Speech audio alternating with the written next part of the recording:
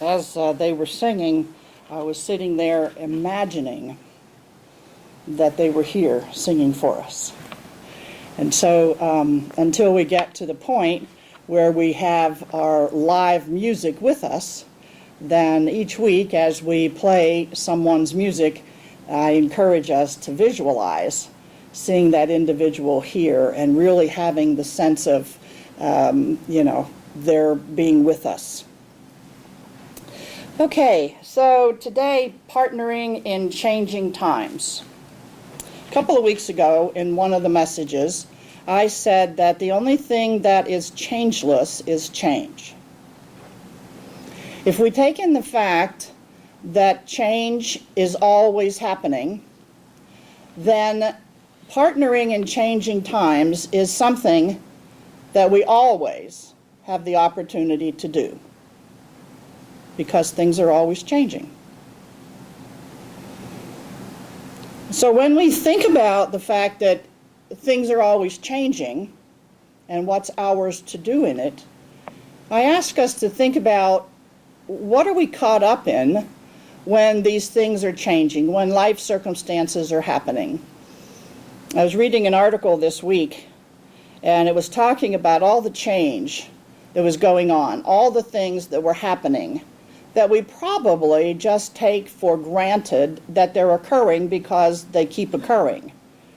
Financial challenges, war, hunger, the quality of our life with the cost of living changing, climate shifts, weather, things happening all over the country. The closer that we are to the things that are happening, I think the more we might be impacted by them.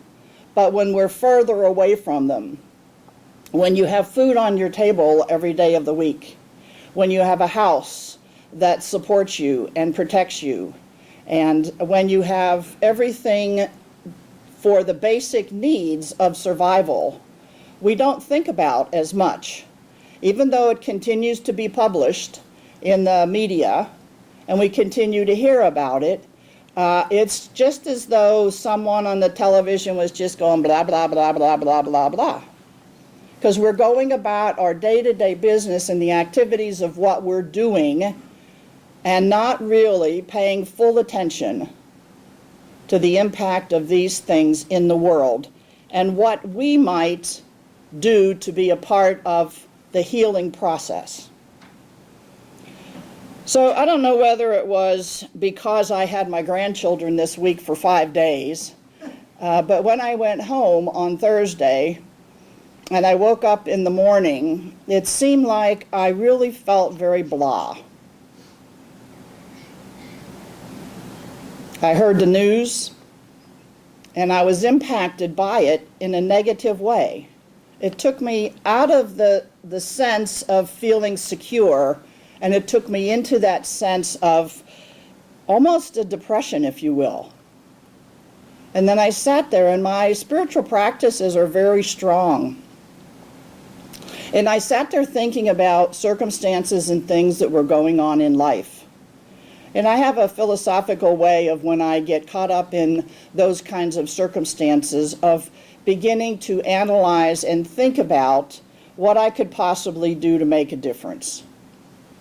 And of course, when I think about what is mine to do or to be, it's as though I just want to get out there and join the various forces that are doing something to end world hunger, or to stop the climate changes, or to go with the Red Cross when they went to Boulder, Colorado to help the people up there that were impacted by the rains and the storms and the floods and so on, specifically because I lived there. And I realized that I felt paralyzed, that I felt as though I didn't know which way to go because I had put all of these things together and was trying to figure out how to solve everything at the same time. So I kind of gave the credit to my demeanor to my granddaughters who wore me out. I figured I really wasn't in my quote-unquote right mind. So I spent several hours thereafter with Ernest Holmes in silence and reading and pondering. And as I was doing that, I remembered my childhood. And my father used to say, when we were at home or we were doing nothing or being slugs on the couch watching television, he would say to us, "Don't just sit there, get up and do something." And he probably meant something like, take out the garbage or do something or sweep the front porch or something like that. But it was the fact that we were sitting there and it looked as though we were being useless. And so when I was in meditation, I thought, I need to turn that phrase around. In the midst of us trying to do so much, we don't spend as much time as we might in the process of being. And the being nature is when we are in meditation and when we are in silence, when we are in prayer. And when we practice that on a regular basis, we take that aspect into our life. And so the statement, "Don't just sit there, do something," has now been reframed in my mind. Don't just do something, sit there. So I thought, with all of these things going on in the world, in order for me to reframe what I feel is mine to do, I must first be in a space where I recognize who I am and don't dwell on what's going on all over the world, but try to narrow it down to what's happening around me and how can I make a difference. Now, as we are living our lives, we sometimes respond to circumstances and situations in our life based on our past. We're making choices and dwelling on and reflecting on the situations. Well, things are not going to get better because they continue to happen. War is always going to be something that we're dealing with because it's always been something that we've had here. And when we dwell on that, we find ourselves caught up in the life of living in the past and living from the negativity of what we experienced. I don't have any control over what happens in the Middle East. So how can I have any impact on it? It's not like we're all going to go out and join the military, but we forget that there is something that we can do. You see, dwelling in the past does have something to offer us. It has the experience of the past to reflect upon and learn from and give thanks for. If we can find the gift, as I am prone to saying, find the gift in that experience and praise it. Find what it is that we learn from anything of any experience in our life and give thanks for it and put it in its proper place so that we can then move forward. If we stay in the past and we continue to dwell on it, what happens is we get stuck and we begin to stagnate. And the stagnation creates the process within us what can look like depression, or it can look like life doesn't matter. And we know what happens when water stagnates. Would you like to go swimming in a stagnant pool? No, you would look at it and you would say, not only would you have the awareness that you wouldn't want to swim in it and it smells, you'd want to probably do something different if you really wanted to swim there. That's the point at which you would take some action. So recognizing that there is value in our past and looking at what it is that we're finding the gifts and the lessons, we also want to look at the needs in any time that we're having shifting and changes and so on and so forth. When change is happening in our life, to do nothing about it would not move us forward.